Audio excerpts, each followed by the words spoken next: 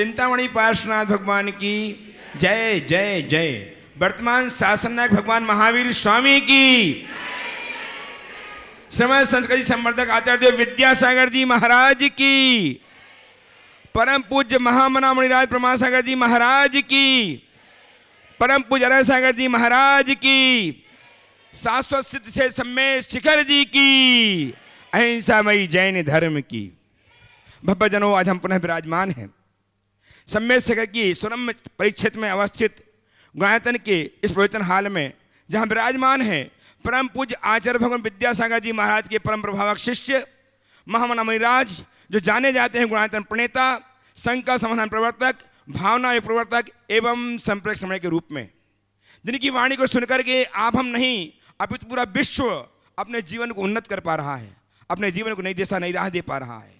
ऐसे गुरुदेव के चरणों में उपस्थित होकर के हम अपनी शंकाओं के समाधान प्राप्त करें, उसके पूर्व में आप सबका अभिनंदन करता हूं।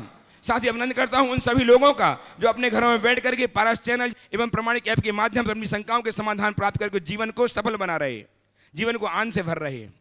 मैं सबका अभिनंदन करता हुआ आप सबको गुरुदेव के चरणों से जोड़ने जा रहा हूं। मैं गुरुदेव के चरणों से आपको संबद्ध करूं, उसके पूर्व मैं चाहता हूं कि गुरुदेव का आशीष हमें प्राप्त हो। अतः मेरे साथ उच्चारें, नमोस्तु महश्री, नमोस्तु महश्री, नमोस्तु महश्री। गुणायतन की परिकल्पना, ये कहूँ दो लाइन में, धर्म और संस्कृति का सदा भव्यतान चरण कदम मिलाकर बह चले धर्म और विज्ञान। गुरुदेव की परिकल्पना गुणायतन कुछ ही माहों में आपके समक्ष होगी, आप देख रहे होंगे, और आप जब देख पाएंगे तो आप स्वयं उसके कारण बनेंगे। आप ही वे कारण हैं जिसके कारण इतना बड़ा विशाल न्यास तैयार हो रहा है, गुणायतन तैयार हो रहा है, जिसे देख करके युगों युगों तक जैन धर्म अक्षुण्ण बनेगा। आज ही बहुत सारे लोगों ने अपनी उदारता का परिचय दिया है, गुणायतन संबद्ध हुए हैं।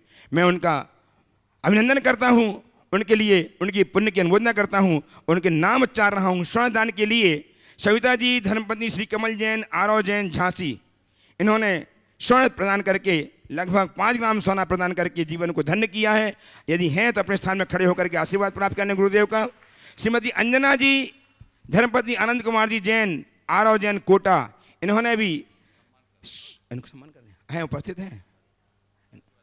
झांसी से आ जाएं, सविता जी धर्मपत्नी यदि उपस्थित हो आ जाएं, हम इनका सम्मान करेंगे।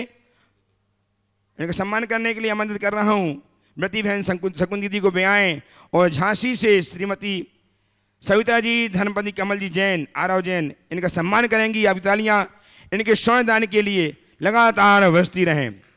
हम तालियां पहुंचाएंगे कोटा से श्रीमती अंजना जी जैन, धर्मपति आनंद कुमार जी जैन, आरव जैन, इन्होंने भी सोना प्रदान करके जीवन को धन्य किया, स्वर्णिम बनाया है। बहुत बहुत साधुवाद। निर्माण निधि के रूप में गुणायतन संबद्ध होकर के अपने जीवन को धन्य किया है श्री अभय कुमार जी, अंगूरी बड़कुल भोपाल ने, बहुत बहुत साधुवाद। तालियां आपकी उन तक पहुँचें। श्री शीलचंद जी, वहीं हाथ जोड़ लो, नमस्ते कर लो। हाँ, श्री शीलचंद जी, श्रीमती प्रभा जैन, भोपाल, इन्होंने भी अपने आप को धन्य किया है निर्माण निधि जुड़ करके, बहुत बहुत साधुवाद।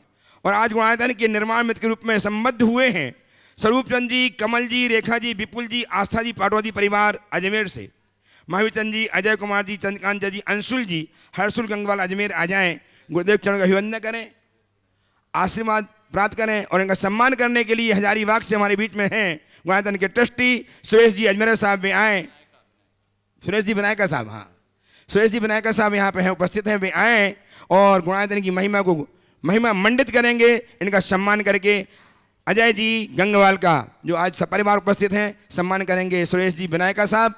आपकी तालियां लगातार बजती रहें। और इनके लिए है नहीं, जाना ही उपस्थित नहीं, धर्मचंद जी जैन, श्रीमती अनिता जी जैन, व्रती बहन अंजलि, अमृता दीदी, अंकित जैन, गोपालगंज सागर, यदि हैं कहाँ हैं अंकित दीदी, आ जाइए। अंकित दीदी, अमृता दीदी, अंजलि दीदी, धर्मचंद जी, अनिता जी जैन परिवार, इनका सम्मान करने के लिए श्रीमान गुणायतन सीईओ शोभा, हाँ, गुजलगांव से हमारे बीच में ट्रस्टी गुणायतन पोपट लाल जी उपस्थित हैं, इनका सम्मान करने के लिए आएंगे। और सीईओ गुणायतन सुभाष जी जैन भी आएंगे। आपकी तालियां तो बजती ही रहना चाहिए, तालियां के बजने से वर्जिश होती है और नहीं जाने कितने सारे पॉइंट खुल जाया करते हैं। इन्हें तो बजा ही करोगे आप, बंद नहीं किया करो। सम्मान का सम्मान और आपका स्वास्थ्य लाभ। आइए, स्वरूपचंद जी परिवार से वृति बहन, अंजलि दीदी, अमृता दी, अंकित दीदी। अंकित जी आ जाए। शिक्षा की जी नहीं है कौन?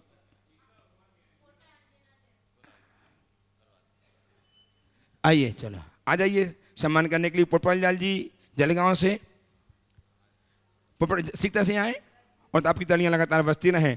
इस कार्यक्रम को महाराज श्री मैं कुछ ऑनलाइन प्रश्नों के माध्यम से गति प्रदान करना चाह रहा हूँ। पोपटलाल जी गुणायतन के ट्रस्टी और सीईओ गुणायतन के सुभाष जी जैन सम्मान करने के लिए आए। अंजना जी का, जिन्होंने स्वर्ण किया है, और इनके भाव अब गुणायतन से ट्रस्टी बनने के भी बनेंगे, धीरे धीरे जुड़ें, इस प्रकार से अपने आप को जोड़े। चलिए लीजिए, जब हो गया जब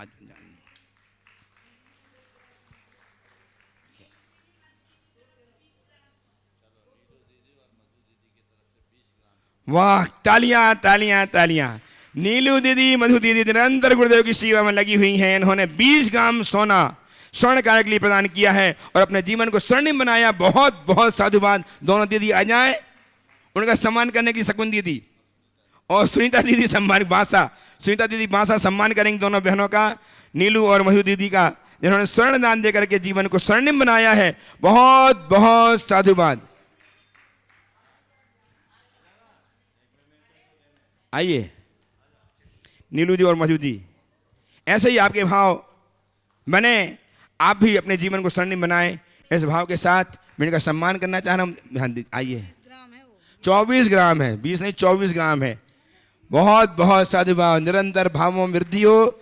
आप गुणायतन के लिए ऐसे ही कार्य निरंतर करते रहें। पोपटलाल जी बैठिए, बैठिए, चलिए, हो गया हो गया हो गया हो गया। और पहला सवाल गुरुदेव, इस कार्यक्रम को मैं कुछ ऑनलाइन प्रश्नों के माध्यम से आपके आशीर्वाद के साथ गति प्रदान करना चाहता हूं।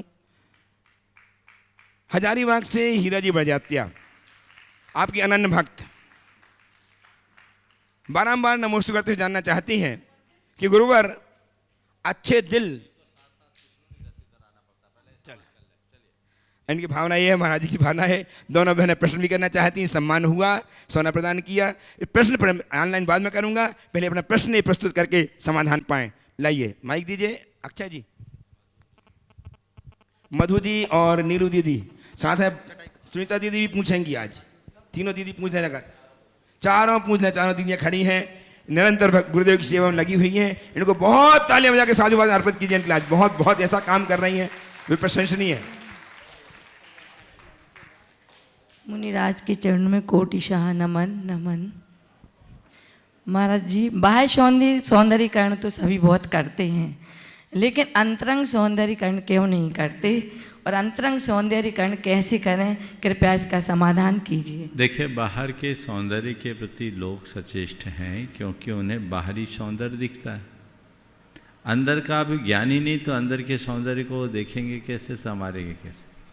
जब हमें अंदर का स्वरूप पता होगा तब हमारा रुझान अंदर के आंतरिक सौंदर्य के प्रति बढ़ेगा। तो अंदर का सौंदर्य अगर बढ़ाना चाहते हैं तो पहले अपनी अंतरात्मा को निहारो, और जिस व्यक्ति के चेतना में अध्यात्म जुड़ता है और आचरण में अनुशासन प्रकट होता है, वही व्यक्ति अपना आंतरिक सौंदर्य निखार पाता है। नमोस्तु नीलू दीदी। नमोस्तु महाराज जी। महाराज जी, जैन धर्म में को कहा जाता है अहिंसा परमो धर्मा, लेकिन आजकल की जो नव पीढ़ी है और ख़ास करके जैनी लोग सबसे ज़्यादा अहिंसा के दुश्मन जैसे हो गए हैं। सबसे ज़्यादा सुसाइड सुनने में आ रहा है कि जैन समाज के ही लोग करते हैं। आखिर वो क्यों करते हैं सुसाइड? सब कुछ जानने समझने के बाद वो तो सुसाइड कर जाते हैं और मर जाते हैं, लेकिन उनका परिवार तो बिन मौत के ही मर जाता है।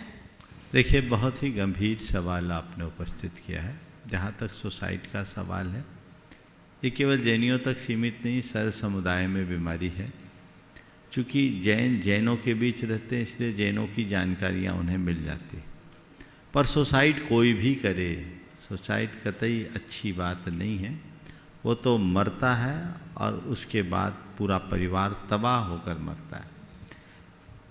संत कहते हैं जीवन में कोई भी समस्या आए तो उसका सामना करो, घबराओ मत, उसे कर्मोदय मानकर स्वीकार करो। सुसाइड तो एक प्रकार का पलायन है, उससे समस्या समाप्त नहीं होगी बल्कि और अधिक विकराल होगी।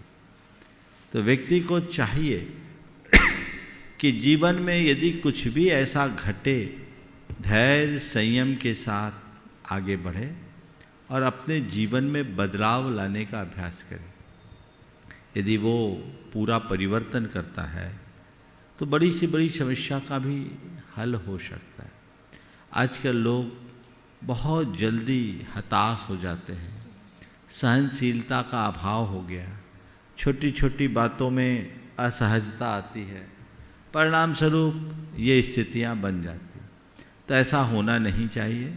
हमें अपने सामने जो कुछ भी घटे उसका सामना करने का अभ्यास बनाना चाहिए और उसी अभ्यास के बदौलत अपने जीवन को आगे बढ़ा सकते हैं। एक व्यक्ति था, माने बच्चा ही था, वो मेरिट में आने की इच्छा रखता था, मेरिट में नहीं आया तो सुसाइड कर रहा था। जब सुसाइड करने के लिए जाने लगा, पुल से छलांग लगाने वाला था, तभी एक व्यक्ति उससे मिल गया, उसने उसे पकड़ा। बोले क्या कर रहे तुम, छलांग क्यों लगा रहे हो?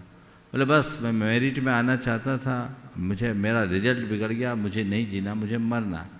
तो उसने कहा क्या फिर से एलकेजी में एडमिशन लेना है क्या? अरे फिर तो तुम्हें नई सिरे से शुरुआत होगा। मेरिट में आओ चाहे नहीं आओ, जीवन को ही अपना मेरिट समझो। जीवन की समस्याओं को जब मनुष्य सकारात्मकता से देखना शुरू करता है तो उसके लिए समस्याएं नहीं रहती, वो उनका सामना करता है और रास्ता निकालता है। ये तो भागना है, भागने में समाधान नहीं है, जागने में समाधान। अपने को जागना चाहिए, जो सामने हो उसका सामना करो। इसे अपने धैर्य की, अपने संयम की, अपने समझ की और अपनी सहनशीलता की परीक्षा मानो और उस परीक्षा में खरे उतरो। ये मान करके चलो कि जीवन में चाहे कितनी भी बड़ी विषमता क्यों ना है, एक दिन समय जरूर बदलता है, क्योंकि रात लंबी हो सकती है, शाश्वत नहीं। अमावस के बाद तो पूनम आएगा, तब तक के लिए धैर्य रखो और यही धैर्य हमारे जीवन का संबल बनता है। सुनीता दीदी बादशाह और तैयार रहेंगी शकुन दीदी, व्रती बहन सागर। नमोस्तु नमोस्तु कोटिसा नमोस्तु गुरुवर के चरणों में। महाराज जी, अगर अपने जीवन में कोई ऐसी बीमारी का पता चलता है और जो अंदर से घबराहट हो तो अपने व्रतों का निरतिचार पालन कैसे करें? देखिए, सबसे पहली बात तो कोई भी बीमारी हो अगर उसका पता लग जाए तो घबराना नहीं चाहिए। ये सोचना चाहिए कि शरीरम व्याधि मंदिरम, शरीर तो बीमारी का घर है। बीमारी भीतर पल रही थी, अप्रकट थी, अब पता लग गया सो प्रकट हो गई, ठीक है। पर बीमारी कितनी भी हो, इलाज तो सबका है, घबराना क्यों? तन बीमार है, मन थोड़ी। मेरी चेतना में कोई बीमारी थोड़ी है। और उस घड़ी में भी मन में ये सोचना चाहिए, स्वस्थ हो हम, मैं स्वस्थ हूँ, मेरी आत्मा स्वस्थ है, मेरी चेतना स्वस्थ है, मेरा मन प्रशस्त है। और बीमारी इलाज करेंगे। ये तो आना जाना लगा हुआ है, ऐसा कौन है जिसको बीमारी नहीं होती? सबको बीमारियां होती है, पर तन की बीमारी के 100 इलाज है, मन की बीमारी का कोई इलाज नहीं। मुझे अपने इस तन की बीमारी को तन तक सीमित रखना, उसे मन पर हावी नहीं होने देना, उसका रास्ता निकालना है, बीमारी के लिए उपाय खोजना है और जिस उपाय से बीमारी ठीक हो सके वो हो। और हमेशा भावना योग करो और ये सोचो कि ये बीमारी है पर क्योरेबल है, ठीक हो जाएगी, ठीक हो जाएगी, ठीक हो जाएगी, घबराओ नहीं। और न में मृत्यु कुतो भीति, न में व्याधि कुतो व्यथा, न हम बालो न वृद्धो हम, न युवे तानि पुद्गले की उक्ति को चरितार्थ करो। जो पढ़ा सुना समझा सीखा उसको गुनने का अवसर है। लेकिन महाराज जी, जब आता है तो सारा स्वाध्याय भूल गए, सब कुछ भूल गए। उसी समय तो याद करना है। आपकी बात मैं समझ रहा हूँ, घबराओ नहीं। और एक बात और बता रहा हूँ, कुछ बीमारियाँ ऐसी होती है जो जांच में दिखती है, जीवन में नहीं होती। समझ गए? क्योंकि पैरामीटर सबके अलग अलग हैं। अब एक महाराज जी के लिए शुगर निकला 300। डॉक्टरों ने बोला भैया आपका तो ये शुगर है 300, आपको तकलीफ होगी। बोले भैया मेरे को तो आज नहीं, आज से 3 बरस पहले नापा था तो इतना ही था, पर मैं ऐसे ही। अब मेरे शरीर की तासीर है, मैं चलता हूँ, फिरता हूँ, विहार करता हूँ, व्रत उपवास करता हूँ, मुझे फर्क नहीं पड़ता। तो इन सब चीज़ों को देखकर घबराना नहीं चाहिए। कई कई लोगों के अपनी शरीर की तासीर भी अलग होती है। बीमारी आई है तो उसकी चिकित्सा करो, उपेक्षा मत करो, पर घबराओ मत। हर बीमारी का इलाज होता है, ठीक हो जाएगा। ठीक है, घबराने का क्या काम है? बीमारी आई है, जैसे जीवन में कोई समस्या आई है वैसे ही ये समस्या है, इसका समाधान हमें निकालना है, निकल जाएगा। आशीर्वाद। मृति बहन शकुंदी सागर ट्रस्टी गुणायतन और उस पर दोनों मुनि राजों को बारंबार नमोस्तु। महाराज जी, अगर किसी की तारीफ करो तो आदमी शंका करता है, और अगर उसकी बुराई करो तो तुरंत यकीन कर लेता, तो ऐसा क्यों? ये ऐसी बात है क्योंकि अच्छाई लोगों को जल्दी नहीं पचती, बुराई तुरंत पच जाती। और देखो धुआं बहुत तेज़ी से फैलता है, सुगंध धीरे धीरे। ये एक प्रकृति का नियम जैसा है, इसलिए इन सब चीज़ों से विचार घबराना नहीं चाहिए। कोई तुम्हारी बुराई पर कितना भी यकीन करे, बुराई मत करो, और तुम्हारी तारीफ पर कितनी भी शंका क्यों न करे, तारीफ से मत बचो। नमोस्तु महाराज। गुरुदेव, कुछ ऑनलाइन प्रश्नों के माध्यम से इस कार्यक्रम को गति प्रदान करना चाह रहा हूँ। इंजीनियर पंडित जी राकेश जी जैन, मुरार, ग्वालियर, आपके चरणों में बारंबार नमोस्तु करते जानना चाहते हैं कि देवों के विमानों में विराजमान चैत्यालयों में काल की गणना कैसे की जाती है, अर्थात दिन और रात्रि का भेद कैसे जाना जाता है? गुरुदेव कृपया समाधान दें। वहाँ न दिन है न रात। ये दिन रात तो हमारे तुम्हारे लिए, वहाँ की व्यवस्थाएं अलग है, तो वहाँ का सारा कार्यक्रम वहीं जैसा होता। समझ गए? एक बार ऐसा हुआ, एक भक्त से एक देवता प्रसन्न हो गया। उसने कहा चलो मैं तुम्हें स्वर्ग की लड्डू खिलाऊंगा। उसके मुंह में पानी आ गया। चलो मुझे स्वर्ग के लड्डू खिलाओ। वो ले गया स्वर्ग में। पूछा कि स्वर्ग के लड्डू कितने बहुत बड़े होते हैं? बोले बहुत बड़ा होता है। बोले हम लोगों के यहाँ जितना बड़ा लड्डू? नहीं नहीं, उससे भी बहुत बड़ा। ठीक है, तो ले आया। बोला खिलाओ लड्डू तो खिलाओ। बोले एक क्षण रुको। बहुत देर हो गई। बोले लड्डू तो दो। बोले एक क्षण रुको। फिर बोला भाई बहुत देर हो गई, लड्डू तो खिलाओ। बोला कहा ना एक क्षण रुको। एक क्षण तुम्हारा कितना बड़ा होता? बोला जितना स्वर्ग का लड्डू बड़ा होता है। अगर स्वर्ग का लड्डू बड़ा है तो स्वर्ग का क्षण भी बड़ा है, तो स्वर्ग का गणित स्वर्ग जैसा होता। चलिए। गुरुदेव हीरा जी बजाते आपके अनन्य भक्त हजारीबाग से आपके चरणों में बारंबार नमोस्तु करते जानना चाहती हैं कि गुरुवर, अच्छे दिल और अच्छे स्वभाव का होना बहुत जरूरी होता है, क्योंकि अच्छे दिल से कई रिश्ते बनते हैं और अच्छे स्वभाव से वो जीवन भर टिके रहते हैं। महाराज श्री, हम अपने दिल और स्वभाव को कैसे अच्छा बनाए रखें जिससे हमारा जीवन अच्छा बना रहे? दिल और स्वभाव को कैसे अच्छा बनाए जिससे हमारा जीवन और रिश्ते अच्छे बने रहें? दिल में फरेब ना हो और स्वभाव में कुटेव ना हो। फरेब और कुटेव ये दो चीज़ें ऐसी हैं जो हमारे स्वभाव को भी बिगाड़ती है और हमारे दिल को भी बिगाड़ती है। इससे हमारे संबंधों का माधुर्य खत्म हो जाता है। उससे अगर हमने ध्यान में रख लिया तो ये सब बातें हमारे जीवन में सहज घटित होगी। गुरुदेव प्रमोद कुमार जी जैन पापड़ीवाल, महावीर नगर, दुर्गापुरा, जयपुर, कोटि से नमोस्तु अर्पित करके जानना चाहते हैं। वे कहते हैं गुरुदेव, व्यक्ति 100 वेदना सहन करने को तैयार हो जाता है, लेकिन किसी की छोटी सी गलती को माफ नहीं कर पाता। प्रश्न यह है कि व्यक्ति हर क्षेत्र में फायदा नुकसान की बात सोचता है, परंतु इस बात के लिए व्यक्ति नुकसान उठाने तैयार क्यों हो जाता है? 100 वेदना सहने को तैयार लेकिन किसी को क्षमा करने के लिए तैयार नहीं। इसकी मूल वजह क्या है? वह है व्यक्ति के मन का अहम।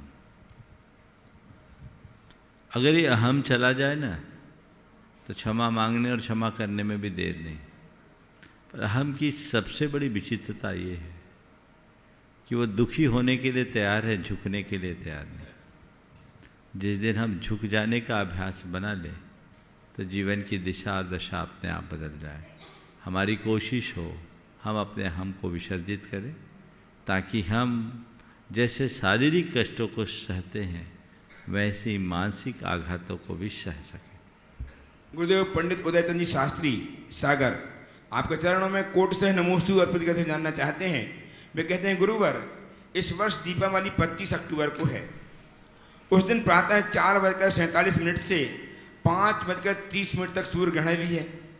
वैज्ञानिक दृष्टि से इसका प्रभाव 4:47 से 5:30 तक, 5:30 भारत में है। हाँ, शाम को 5:30 तक, 4:47 से 5, शाम 4:45 से 4:47 से शुरू होगा। सुबह 4:47। हाँ। गलत है। अब उन्होंने जो लिखा है उन्होंने देख के लिखा होगा, ठीक है। चलिए, हाँ, अभिप्राय प्रश्न का दूसरा महाराज जी देखिए। चल ठीक है।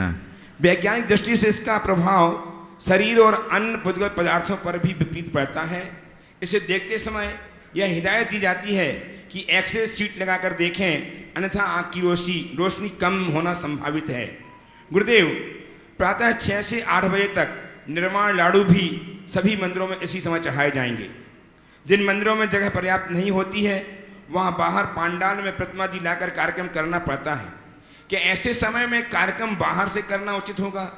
गुरुदेव, ग्रहण समय 5:30 बजे तक है, अतः घर में की जाने वाली पूजा ग्रहण समाप्ति के बाद करें अथवा ग्रहण काल में कर सकते हैं। यह शंका बड़ी सामयिक है गुरुदेव और सबके लिए हितकारी है। साथ ही गर्भवती महिलाएं ग्रहण काल में मंदिर जी में लाडू चढ़ाई जा सकती हैं क्या? देखिए, जहाँ तक मुझे जानकारी है कि ग्रहण भारत में शाम 4 बजने के कुछ मिनट के बाद प्रभावी है और ये पूर्ण ग्रहण नहीं है, खंडग्रास है। तो सुबह से भारत में ग्रहण का सीधा कोई प्रभाव नहीं है, पहली बात। दूसरी बात, जैन धर्म के अनुसार सूर्य ग्रहण, चंद्र ग्रहण आदि प्राकृतिक घटना है और इन घटनाओं में वही सावधानी अपेक्षित है जो वैज्ञानिक बताते हैं। लेकिन किसी प्रकार के सूतक पातक का विधान जैन धर्म में नहीं है। ऐसा कहा जाता है कि ग्रहण हो तो जिस समय ग्रहण प्रारंभ हो उसके 12 घंटे पहले से सूतक लग जाता है, पर जैन धर्म में ऐसी किसी सूतक की मान्यता नहीं। इसलिए सुबह तो कोई ग्रहण का समय है ही नहीं, तो आप सुबह के समय में भगवान का निर्वाण उत्सव मनाइए और जैसे हर वर्ष मनाते हैं वैसे ही मनाइए, क्योंकि कार्तिक कृष्णा के अंत में अमावस्या की प्रत्यूष की बेला में भगवान महावीर को निर्वाण हुआ और वही हमारी दीपावली है। हमें उसी वक्त निर्वाण कल्याण का कार्यक्रम मनाना चाहिए और वही समय है हमारी पूजा अर्चना का, हमें उसका ध्यान रखना चाहिए, पहली बात। दूसरी बात, अब घर की दिवाली कैसे मनाएं? तो देखिए, ये दीपावली एक धार्मिक पर्व तो है ही, एक लोक पर्व भी है। तो मेरी मान्यता है लोक पर्व को लोक पर्व की भांति मनाएं और धार्मिक पर्व को धार्मिक पर्व की तरह। प्रतिष्ठान आदि में पूजा पाठ आप लोग करते हैं, उसके पीछे ये कोई उद्देश्य नहीं है कि इस दिन पूजा करेंगे तो हमारा धंधा अच्छा चलेगा। ये तो केवल घर की शुद्धि, प्रतिष्ठान की शुद्धि और एक सकारात्मकता की वृद्धि की भावना से करते हैं। बहुत सारे लोग तो मंदिर में भगवान की पूजा आराधना करके आते हैं और अपने प्रतिष्ठानों में पूजन पाठ कर लेते हैं। और यदि भगवान के निर्वाणोपरांत गौतम स्वामी के केवल ज्ञान की दृष्टि से विचार करें तो सायंकाल उनको केवल ज्ञान हुआ। उस हिसाब से शाम के समय में हमें अपने घर की दीपावली मनानी चाहिए। भगवान गौतम स्वामी का केवल ज्ञान महोत्सव मुझे आज डॉक्टर साहब ने बताया कि मुनिवर सुधा सागर जी महाराज ने इसके लिए 3:20 से 4 बजे के बीच का समय शाम का बताया।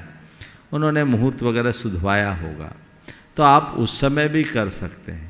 मेरी राय में इस तरह के पूजा पाठ में कोई मुहूर्त देखने की ज़रूरत नहीं है। हमें तो उत्सव मनाना है, अपनी पूजा भक्ति करना है, और भगवान की पूजा के लिए मुहूर्त मत कर देखो। भगवान की पूजा से दुर्मुहूर्त टलते हैं, समझ गए। हमारे यहाँ शकुन शास्त्र में कहा है कि कोई अपशकुन हो तो भगवान का स्मरण कर लो 8 उच्छ्वास के लिए, 16 उच्छ्वास के लिए, 24 उच्छ्वास के लिए, तो वो टाल दो समय। यानी कुल मिलाकर प्रभु स्मरण है, प्रभु भक्ति है, प्रभु वंदना, उसको उस तरीके से करने में कोई दोष नहीं। तो हमारी दीपावली 25 तारीख की है। अब रहा सवाल बाकी लोग 24 को करेंगे तो हम क्या करें। तो 24 को लोग दीप जलाए, तो हम तो कहते तुम्हारे घर में रोज़ दिया जले, खुशियों का दीप जले, ये तो क्या बात है। अब तो हर रोज़ दिवाली हो, उसमें कोई बाधा नहीं, लेकिन वह हमारा धार्मिक कार्य नहीं। अपने धार्मिक कार्य को हमें कभी नहीं भूलना। धार्मिक क्रियाओं को धार्मिक क्रियाओं की तिथि में ही करना। हम लोग जो घर में ज्योत जलाते हैं वे गौतम स्वामी के केवल ज्ञान उत्सव में मनाते हैं। तो उसमें वो दृष्टिकोण होना चाहिए, सुबह भगवान को निर्वाण हुआ, शाम को केवल ज्ञान हुआ, तो शाम का समय होना चाहिए। एक दिन पहले मनाना कतई उचित नहीं है। ऐसे दिया जलाओ तो हम तो बोलते रोज़ जलाओ, तुम्हारी इच्छा, उसमें कोई मनाही नहीं है। लेकिन पहले दिवाली बाद में लाडू, लाडू पहले बाद में दिवाली नहीं। हमारी दिवाली तो लाडू के बाद ही है। भगवान का निर्वाण और गौतम स्वामी का केवल ज्ञान, इसे देखकर चलना चाहिए। और गर्भवती महिलाओं के लिए जैसा वैज्ञानिकों ने बताया वैसा देखना। सुबह के समय तो ग्रहण है नहीं, इसलिए जाने आने में बाधा नहीं। और चूँकि ये मैं अच्छे देख नहीं पाया हूँ कि एक्चुअल ग्रहण का समय क्या है, जो आपको सूचनाएं हैं उसके अनुरूप देखें। ग्रहण के समय गर्भवती महिलाओं को बाहर नहीं निकलना चाहिए। जैसा वैज्ञानिकों की हिदायत है वैसा ध्यान रख करके चलना चाहिए। गुरुदेव किशनगढ़ राजस्थान से विनय झांझरी परिवार आपके चरणों में बारंबार नमोस्तु करते हुए जानना चाहते हैं। वे कहते हैं गुरुदेव जमीन अच्छी हो, खाद अच्छी हो, लेकिन पानी खारा हो तो फूल नहीं खिलते। ठीक उसी तरह विचार अच्छे हों, भाव अच्छे हों, लेकिन वाणी खराब हो तो संबंध नहीं टिकते। तो महाश्री हम ऐसा क्या करें कि हमारे संबंध टिके रहे। अच्छी भूमि, अच्छी खाद, अच्छा बीज, तो अच्छी सिंचाई, सब अच्छा करो तो सब अच्छा हो जाएगा। जब तुम्हें मालूम है कि खारा पानी से फसल खराब होती है तो मीठा पानी का प्रबंध करो। जब तुम्हें पता है कि कटु वचनों से हमारे संबंध बिगड़ते हैं तो मीठे वचनों को बोलने का अभ्यास करो। क्या वचनों में पैसे लगते हैं? वचनों का तो भंडार है, उसकी तरफ अपनी दृष्टि जगाओ और जीवन को आगे बढ़ाओ। गुरुदेव प्राची जैन, नई दिल्ली आखिरी हाँ नमन अपनी कहते जानना चाहती हैं कि गुरुदेव संतान प्राप्ति में भावना योग किस प्रकार सहायक बन सकता है, इसके लिए कैसी भावना योग करें। देखिए, भावना योग का प्रभाव कई लोगों में हुआ है और अनेक लोगों ने अपने अनुभव बताए। जो निसंतान दंपति हैं वे नियमित 9 मिनट का भावना योग करे, जो गर्भवती महिला के लिए दिया है। और वो 9 मिनट का जो भावना योग करे ऐसा महसूस करते हुए करे कि मेरे पेट में बच्चा पल रहा है। नियमित करे और दिन में 3 बार करे, बहुत जल्दी रिजल्ट आएंगे। अपने दिमाग से निकाल दे कि बच्चा नहीं आ रहा है। आप ये महसूस करें कि बच्चा आ रहा है और मैं मां बन रही हूं। ये भाव अपने अंदर हो तो यद भाव्यते तद भवति साकार होगा। आपके विचार साकार होंगे। और अनेक लोगों ने इसी मंच से आकर के कहा है कि हमें, कई लोगों ने तो ये भी बोला जिनके लिए डॉक्टरों ने तक ने मना कर दिया था, उनको संतान हुई और नॉर्मल डिलीवरी हुई। तो ये किया जा सकता है। देखिए, मैं इन सब बातों को महिमा मंडित नहीं करना चाहता, न मैं किसी तरह के चमत्कारों से जोड़ना चाहता हूँ, क्योंकि चमत्कारों से मेरा कोई विश्वास नहीं, पर इसका अपना विज्ञान है।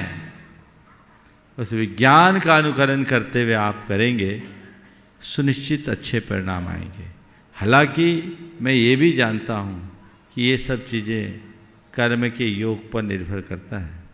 मध्य प्रदेश में खुरई में एक परिवार है, श्रीमंत सेठ का परिवार, बहुत बड़ा परिवार, बहुत बड़ा खानदान। मैंने सुना 7 पीढ़ियां गोद में चली। 8वीं पीढ़ी में धर्मेंद्र जी सेठ जो अभी हैं, उनको संतान हुई, उनके बच्चों को संतान हुई। 7 पीढ़ी तक संतान नहीं और संपत्ति अकूत, पर गोद से वंश चला। 7 पीढ़ी क्या होती है? ऐसा परिवार जिन्होंने मंदिर बनाया और बड़े बड़े धर्म के, समाज के कल्याण के कार्यक्रम किए, आज भी कर रहे हैं। तो यही तो जीवन की सच्चाई है। इसलिए प्रयास करना चाहिए, परेशान नहीं होना चाहिए। पहली बात तो नहीं हो रहा है, नहीं हो रहा है, इसे निकालिए और ये भ्रम छोड़ दीजिए कि किसी टोना टोटका से हो जाएगा। कुछ नहीं होगा, जब होना होगा तो ही होगा। भावना योग इसमें कारगर बनता है, इसमें कोई संशय नहीं, क्योंकि हम जैसी भावना भाते वैसा काम होता है। ये विज्ञान से सिद्ध बात है और हमारा सिद्धांत भी बताता है, इसलिए इसका अनुकरण आप अच्छे से कर सकते हैं। उत्तर प्रदेश नोएडा से श्रीमती शैल जी उपस्थित हो अपने प्रश्न के साथ। जो भांजी हैं श्रीमान CEO गुणायतन के सुभाष जी एवं पूनम जी की। शैल जी, श्रीमती शैल जी आ जाएँ। और धर्मचंद जी जैन, श्रीमती अनीता जी जैन, ब्रह्मचारिणी बहन अंजलि दीदी, अमृता दीदी, अंकित जैन, गोपालगंज सागर में आ जाएँ। गुरुदेव चरण का वंदना करें। इन्होंने अपने आप को गुणायतन के निर्माण मित्र के रूप में जोड़कर जीवन को धन्य किया है। शीघ्रता से परिवार आ जाए और इनका सम्मान करने के लिए गुणायतन कोषाध्यक्ष श्रीमान NN जैन साहब आए इनका सम्मान करने के लिए। पहले शैल जी पूछ लें। शैल जी आ गई? हाँ, श्रीमती शैल जी प्रश्न करें। आ जाएं आप लोग धर्मचंद जी परिवार से। माइक दीजिए, माइक, वो माइक पीछे लीजिए। हाँ, बोलिए बोलिए। नमस्तु महाराज जी, नमस्तु पूरे परिवार की तरफ से, नोएडा वालों की तरफ से नमस्तु महाराज जी। महाराज जी कहते हैं अगर सह जाओ तो ठीक है और अगर बोल जाओ तो रिश्ते ढह जाते हैं। तो महाराज जी ऐसा क्या करें कि गलत बात सहन ना हो और हम बोले भी और रिश्ते भी बने रहें? सह जाओ तो ठीक है, कह दो तो ढह जाओगे। सह जाओ तो ठीक है, कह दो तो ढह जाओगे। तो हमें ढहना नहीं है, इसलिए सह लेना है। गुरुदेव का एक हाइकू है, कहो मत सहो। गलत बात भी महाराज जी सुनो, कहो मत, कहो ना सहो, सही परीक्षा यही, आपे में रहो। कहो न सहो, सही परीक्षा यही, आपे में रहो, अपने में रहो। जब हमें पता है कि कहने में डहता है और सहने में रहता है, तो हम सहने का अभ्यास क्यों न बनाएं? न कहें न बहें, आपे में रहें। ये हमारा अभ्यास होना चाहिए और ये अभ्यास अगर एक बार बन गया तो कठिनाइयाँ अपने आप ठीक हो। नमस्ते। तैयार हैं अजय जी, चंद्रकांत जी गंगवाल अजमेर प्रश्न के लिए और सम्मान स्वीकार करेंगे श्रीमद धर्मचंद जी, अनीता जी जैन, ब्रती बहन अंजलि दीदी, अमृता दीदी, अंकित जैन, गोपालगंज सागर, जो आज संबद्ध हुए हैं निर्माण मित्र के रूप में गुणायतन से। बहुत बहुत साधुवाद। आप तालियां का वंदन करें और सम्मान करेंगे गुणायतन के कोषाध्यक्ष श्रीमान NN जैन साहब सम्मान करने के लिए आए। ओ, आपको प्रश्न भी करना है क्या? हाँ बोलो। सम्मान पहले सम्मान कीजिए। हाँ आइए, सामने आइए भाई साहब धर्मचंद जी, लीजिए। तालियां लगातार बजती रहे, आपकी तालियां बजाया करो। ये अभिनंदन के क्षण हैं। और प्रश्न प्रस्तुत करने के लिए उपस्थित हों अजय जी, चंद्रकांत जी गंगवाल अजमेर अपने मित्र वरुण के साथ। नमस्ते महाराज जी, मेरा एक प्रश्न है। मैं एक MNC कंपनी में काम करती हूँ। तो बेसिकली हमारा जो धर्म होता है वो हमें बोलता है कि कर्म जो हमें करना चाहिए वो बिना फल की अपेक्षा से करना चाहिए, निष्काम कर्म करना चाहिए। और जब कॉरपोरेट में हम माहौल देखते हैं तो वहाँ व्यक्ति की जितनी एम्बिशन, जितनी इच्छाएं होती हैं, जितनी ड्राइव होती है, जितना एग्रेशन होता है, उसको उतना अच्छा माना जाता है। तो हम अपने धर्म का पालन करते हुए कर्म को कैसे बैलेंस कर सकते हैं? देखिए, धर्म का पालन करते हुए कर्म का बैलेंस करना कोई कठिन नहीं। हमारा धर्म ये नहीं कहता कि कर्म मत करो। हमारा धर्म हमें ये कहता कर्म करो, पर परिणाम को लेकर परेशान मत हो। जो कारपोरेट में लोग काम कर रहे हैं, उनका एम्बिशन, उनका एग्रेशन ठीक है, अच्छी चीज़ें, लेकिन उनके साथ उनके अंदर जो रिजल्ट को लेकर टेंशन है, वो अपने लिए ठीक है। महाराज जी, वो रिजल्ट को लेकर जो टेंशन है वो परसेप्शन बनाता है लोगों को, और उनको ऐसा लगता है कि मैं बता रहा हूँ, वहीं आ रहा हूँ। रिजल्ट के लिए टेंशन को परसेप्शन बनाना अलग है। रिजल्ट को लेकर के टेंशन न करो, परसेप्शन रखो। हमारे हाथ में यही है कि हम अपना 100% दें, और रिजल्ट जो आए उसे सहज भाव से स्वीकार करें। अगर प्रयास करने के बाद भी परिणाम ना आए तो विचलित ना हो, देखें कि मेरे प्रयासों में कहाँ कमी रह गई और उसे आगे बढ़ा करके चले, तो हमारे लिए परिणाम अच्छा आएगा। अन्यथा ये अंधी दौड़ है जिसका परिणाम भी हम सब लोग रोज़ देख रहे हैं, कुछ भी हासिल नहीं होने वाला। अनावश्यक तनाव, चिंता, अवसाद हृदय में हावी होगी, चित्त में हावी होगी, और फिर व्यक्ति जो कुछ कर सकता है वो भी नहीं कर सकता। चीज़ों को अपने ऊपर हावी मत होने दो। मेरे संपर्क में अनेक लोग हैं जो बड़े बड़े कारपोरेट हाउस का संचालन करते हैं, पर मैं देखता हूँ कि वे लोग बड़े व्यवस्थित रहते हैं। वे अपना सिस्टम इतना व्यवस्थित बना चुके हैं कि कोई टेंशन ही नहीं। एक सज्जन ने कहा, महाराज हम तो कुछ करते ही नहीं, हम तो केवल साइन करते, काम हमारे आदमी करते, क्योंकि हमने सिस्टम बना रखा। तो जैसे मालिक लोग रहते हैं, क्या वैसे एम्प्लॉइज नहीं रह सकते? जो हमारी वर्किंग है, हम वर्क करें, एक एक करके 1000 सीढ़ी चढ़ने का प्रयास करें, एक साथ 100 सीढ़ी चढ़ने की कोशिश ना करें। आज गड़बड़ी कहाँ है? एक साथ 100 सीढ़ी चढ़ने की होड़ में, समझ गया? वो हमें नहीं करना। नमस्ते महाराज। आइए श्रीमान अजय जी, चंद्रकांता जी गंगवार अजमेर से अपने मित्र बरोड़ के साथ, और तैयार रहें निवान जैन, कोटा से छोटा सा बालक, अपनी जिज्ञासा प्रस्तुत करने के लिए। गुरुदेव के चरणों में मेरी और गंगवार परिवार, पाटोदी परिवार और समस्त अजमेर समाज की ओर से सादर नमोस्तु नमोस्तु नमोस्तु महाराज जी। महाराज जी, आपके प्रवचनों में हमेशा 4 बातों का बहुत उल्लेख रहता है। उसी प्रकार मेरे जीवन में भी 4 बातों का बहुत महत्व है। मेरी माँ ने मुझे हमेशा मेहनत करना सिखाया, मेरे पिताजी ने मुझे हमेशा ईमानदारी के जीवन पर चलना सिखाया, और मेरी पत्नी, मेरा परिवार और मेरे मित्रों ने मुझे हमेशा हिम्मत दी। और इन सबसे ऊपर जो मुझे मिला वो मेरे गुरुदेव से मुझे पॉजिटिविटी की सीख मिली। उसी ने मेरे पूरे जीवन को, आपके चरणों में आने के बाद मेरा जीवन पूरा बदल गया। लेकिन मैं अब चाहता हूँ कि इन 4 चीज़ों से भी मैं आगे बढ़ूँ और मेरे जीवन को और निर्मल बना सकूँ। तो उसके लिए मुझे क्या करना चाहिए गुरुदेव?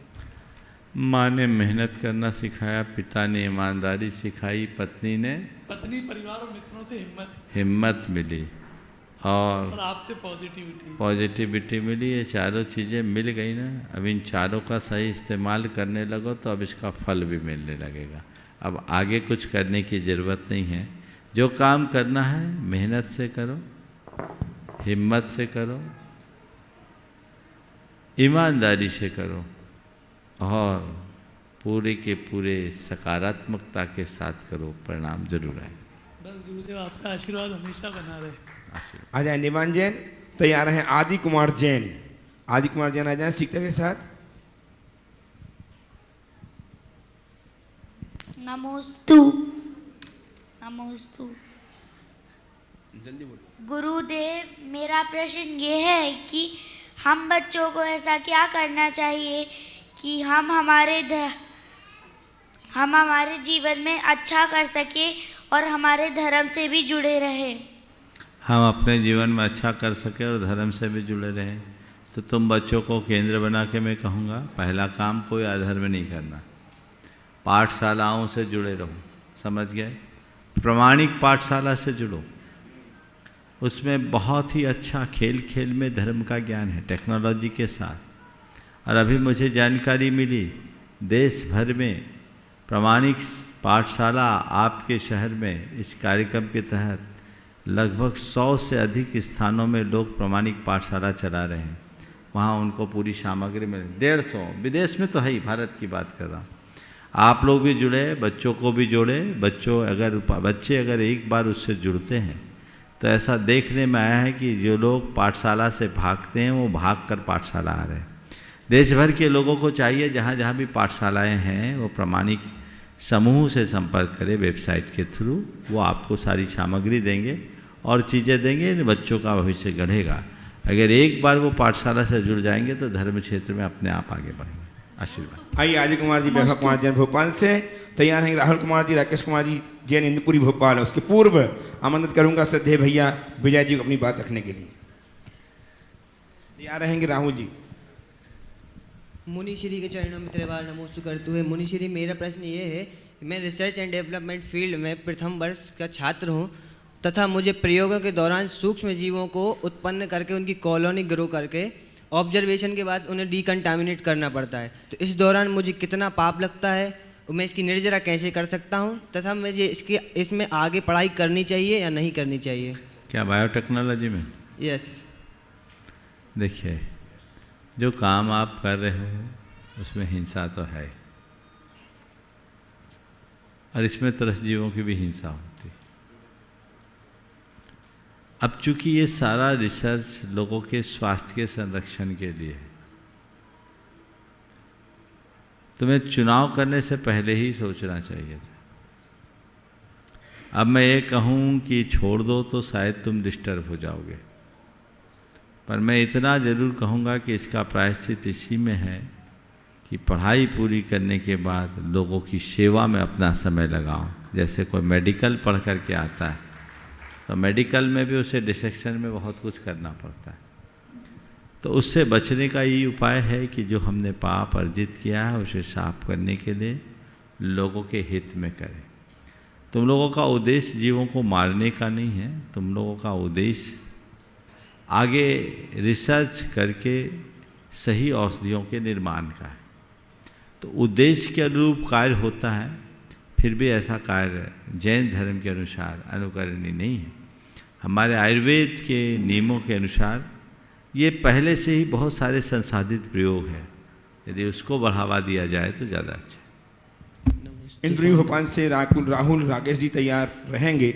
उसके पूर्व भैया विजय जी लखनादोन अपनी बात रखेंगे। चलो राहुल बोल लो। हाँ, महाराज जी के चरणों में नमोस्तु नमोस्तु अनंत अनंत नमोस्तु। महाराज जी, मेरा प्रश्न ये है कि मेरे मन में अशुभ विचारों बहुत आते हैं, जिसके कारण अशुभ विचारों को रोकने के लिए मैं मंगल भावना पाठ करता हूँ और नमोकार मंत्र का जाप करता हूँ, लेकिन इसके बावजूद भी कभी जब भी बीच में समय रहता है तो विचार वापस आना शुरू हो जाते हैं, ये रुकते नहीं हैं। और ये ऐसे विचार होते हैं कि जिससे कभी कभी मेरी नींद भी खुल जाती है, मैं बहुत विचलित रहता हूँ। कृपया उससे देखो, ऐसे अशुभ विचार जिनके ज़्यादा आते हैं एक प्रकार का डिसऑर्डर है, घबराओ नहीं। केवल मंगल भावना से काम नहीं चलेगा, भावना योग करो पूरा, नमोकार मंत्र का लेखन भी करो, समझ गए, और अपने आप को व्यस्त रखो, थोड़े दिनों में इससे बच जाओ। नमस्ते महाराज जी। प्रिंसुल जी अंकिता जी लंदन तैयार रहेंगे। प्रिंसुल जी अंकिता जी जन लंदन से। भैया जी। परम पूजनीय पंच परमेष्टि भगवान की जय जय जय जय। शंकाओं की नदी में बह रहे असंख्य भव्य जीवों को जिन्होंने समाधान की नौका दी है, ऐसे पूज्य गुरुदेव प्रमाण सागर जी महाराज के चरणों में कोटिशः वंदन करते हुए, पूज्य मुनिवर श्री अरह सागर जी महाराज के चरणों में कोटिशः वंदन करते हुए, बंधु मैं आपसे कहना चाहूंगा, इस बार फिर योग बन गया है। पूज्य गुरुदेव के सानिध्य में रह करके सिद्ध क्षेत्र, सिद्ध चक्र विधान और प्रसिद्ध महाराज के सानिध्य में मिलकर के करने का 52 मंडलीय सिद्ध चक्र महामंडल विधान आगामी 1 नवंबर से यहां पर प्रारंभ होने जा रहा है बंधुओं, जिसमें लगभग सारे मंडल पूरे हो चुके थे, पर आज मुझे जानकारी मिली थी पूरे हैं कि पूरे ही हो गए। जानकारी ये मिली थी कि 2 लोग रह गए हैं, पर वो भी पूरे हो गए बंधुओं। 1 प्लस है, अभी 1 प्लस है, एक और प्लस हो गया। लो, मैं सोच रहा था कि आप लोगों को किसी एक को 2 लोगों को और सौभाग्य मिल जाएगा, पर पूज्य गुरुदेव के सानिध्य में मुख से बात निकली नहीं कि पूरी हो जाती। फिर भी मैं कहना चाहूंगा कि मंडल ना मिल पाए कोई बात नहीं, कमंडल हमेशा साथ में रहेगा।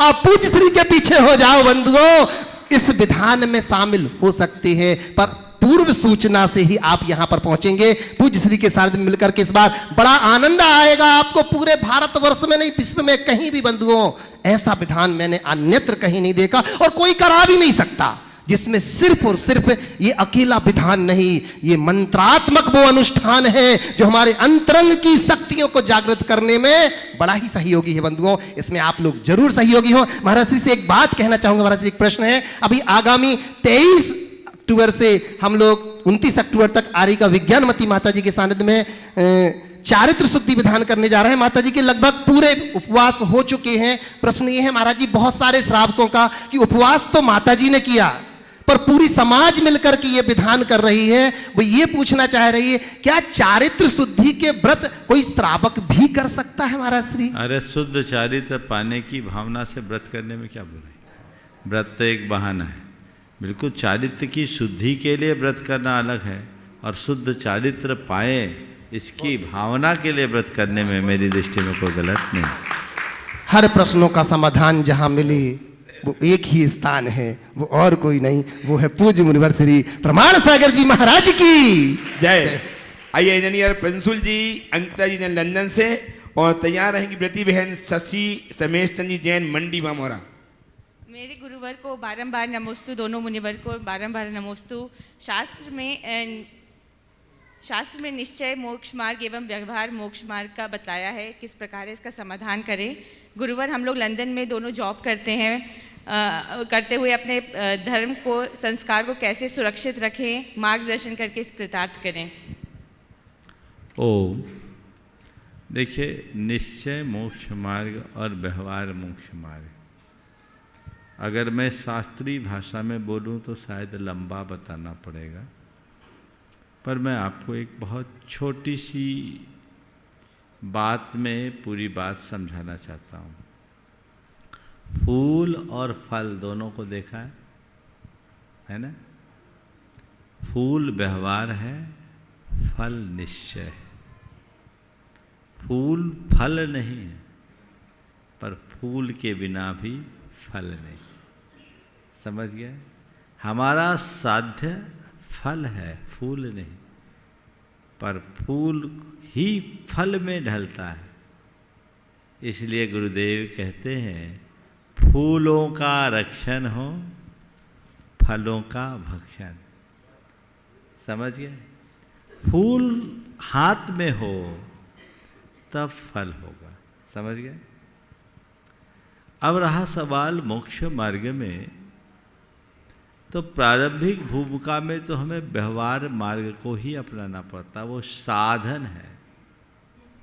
निश्चय मोक्ष मार्ग तो ध्यानात्मक परिणति है, जो वीत रागी मुनि राजों को ही होता है। नीचे की भूमिका में जीने वालों के लिए तो व्यवहार मोक्ष मार्ग ही है। शास्त्रों में लिखा है, गृहस्थानाम खलुआर्थ रौद्र परिणतानाम निश्चय धर्मस्य अवकाशो नास्ति। गृहस्थों के लिए निश्चय की तो गुंजाइश ही नहीं है। इसलिए अपने कर्तव्य पथ पर डटे रहे। आप सब आत्मा के स्वरूप को समझते हुए दान, पूजा, शील और उपवास रूप चतुर्विध धर्म को धारण करें। यही आपका धर्म है और इसमें ही कल्याण है, और कोई दूसरा रास्ता नहीं है। लंदन जैसे शहर में रहकर आप लोगों की धार्मिक भावनाएं बनी हुई है, बहुत प्रशंसनीय है। और जैसा मुझे पता है कि लंदन में तो अब जिन मंदिर भी बन रहा है, शायद आप लोग भी जुड़े हुए होंगे, है ना? तो बस बहुत जल्दी बनाइए ताकि आने वाली पीढ़ियाँ भी इसी तरह संस्कारों से जुड़ी रहे। बहुत डॉक्टर नेहा, डॉक्टर अंशुल जैन समाधान बीना और तैयार हैं ब्रती बहन शशि। गुरुवर के चरणों में मेरा और टीकमगढ़ से मेरे परिवार का बारंबार नमोस्तु। गुरुवर, कई बार ऐसा होता है अपने कर्मों का फल तो हमें मिलता है, अपनी गलतियों का फल भी हमें मिलता है, लेकिन कई बार ऐसा भी होता है दूसरों के कर्मों का फल भी हमें मिलता है, दूसरों की गलतियों का फल हमें मिलता है। क्या यह सही है? इसमें भी जैसे हम रास्ते पर चलते हैं, हमारा एक्सीडेंट हो गया, हमारी लापरवाही नहीं थी, सामने वाली की लापरवाही थी, लेकिन फल हमें मिला, तो क्या ये हमारे कर्म थे, हमारी गलती की सजा थी या सामने वाले की? बहुत अच्छा सवाल है। आपके सवाल को मैं थोड़ा सा संशोधित करके बोलूँ। हमारे सुख दुख में हमारे कर्म तो फलते ही हैं, पर औरों के कर्मों का फल भी हमें प्राप्त होता है। जैसे एक बच्चा किसी करोड़पति के घर में जन्मा, वो जन्म से करोड़पति हुआ कि नहीं? ये किसका फल है उसका? ये दाएं भाग में मिला है। और एक व्यक्ति जन्म से कोई भिखारी किया जन्मा, वो जन्म से भिखारी हो गया, हुआ, ये भी उसको दाएं भाग में मिला। पर करोड़पति के घर में जन्मने वाला बच्चा जिंदगी भर करोड़पति बने कोई जरूरी नहीं, वो भिखारी भी हो सकता है, ये उसका अपना कर्म है। और भिखारी के घर में जन्मने वाला बच्चा सम्राट भी बन सकता है, ये उसका कर्म है। इसी तरह अगर किसी एक व्यक्ति ने कोई अपराध किया, बदनामी पूरे घर को भोगनी पड़ती है, भोगनी पड़ती। और एक आदमी ने कोई अच्छा कर्म किया, उसे अवार्ड मिला, प्रशंसा पूरे घर को मिलती है। ये निमित्त नैमित्तिक संबंध है, इसलिए इसको उसी तरीके से देख करके चलना चाहिए। एक्सीडेंट हुआ, गलती ड्राइवर की है, पर वो एक निमित्त है, उसमें आपका कर्म भी उससे गलती करा सकता है। इसे केवल निमित्त नैमित्तिक संबंध की दृष्टि से देखना चाहिए। हाँ। आ जाए प्रति बहन शशि रमेश जैन मंडी मामोरा, और तैयार हैं डॉक्टर BKD जैन ट्रस्टी गुणातन ग्वालियर। सीखता कीजिए बहन, हाँ बोलिए। मेरे आराध्य गुरुवर के चरणों में मेरा, मेरे परिवार का और मंडी मामला समाज का बारंबार नमोस्तु। हे गुरुदेव, सती अंजना को कर्म का उदय हुआ, अशुभ कर्म का, उसका फल भोगने में पवनजय निमित्त बन गए। तो मेरा प्रश्न है कि जो निमित्त बनता है उसको कर्मबंध होता है कि नहीं? परसों क्लास में आया था, कोई किसी को सुख नहीं देता, कोई किसी को दुख नहीं देता। एक कथन ये भी है, और एक कथन ये भी है कि द्रव्य क्षेत्र काल भाव के निमित्त से कर्म फल देते हैं। तो इसे कैसे समझें? पवनंजय और अंजना का जो संबंध है, पवनंजय को गलतफहमी हुई और उसने इरादतन कष्ट देने की दृष्टि से उससे दूरी रखी। तो एक दुर्भाव था, उस दुर्भाव का फल तो उन्हें मिलेगा ही, मिला ही होगा, हालांकि उनने उसे काट लिया। अंजना के जीवन में जो निमित्त आए, उसके पीछे उसका अपना कर्म था, उन्होंने उस फल को भुगत भी लिया, और भुगत क्या लिया, उसे काट भी लिया। तो हम अपने सुख दुख का अनुभव करते हैं, सुख दुख को भोगते हैं, दूसरा निमित्त बनता है, और जैसा निमित्त होता है तदनुरूप काम होता है। इसलिए हमें एक बात गांठ में बांध के रखना चाहिए, हम कभी किसी के लिए बुरा निमित्त न बने, और कोई हम पर कितना भी बुरा निमित्त बनकर आए, हम ये मान करके चलें वो निमित्त है, दोष उसका नहीं, दोष मेरे कर्मों का है। यदि इसे हम ध्यान में रख कर चलेंगे तो हमारा जीवन सुरक्षित और संरक्षित होगा। इस प्रकार 1 मिनट बाकी है, चलिए आइए। BKD Jain, doctor BKD Jain साहब आ जाए, ट्रस्टी गुणातन। सीखता जल्दी कीजिए, जल्दी, बहुत जल्दी उनको दीजिए। ओम, छूटती हुई गाड़ी है, सीधा सवाल करो। हाँ जल्दी। महाराज महाराज श्री के चरणों में बारंबार नमस्ते। महाराज मेरा प्रश्न ये है कि पूजनीय, वंदनीय, आदरणीय और सम्माननीय, इनमें क्या अंतर है? जिसको पूजा जाए वो पूजनीय, जिसे नमन वंदन किया जाए वो वंदनीय, जिसे आदर दिया जाए उसको आदरणीय, जिसको सम्मान किया जाए वो सम्माननीय। इस प्रकार आज के इस सत्र को परम पूज्य गुरुदेव के चरणों में नमन अर्पित करते हुए यहीं पर विराम। बोलिए परम पूज्य आचार्य गुरुवर श्री जय जय जय।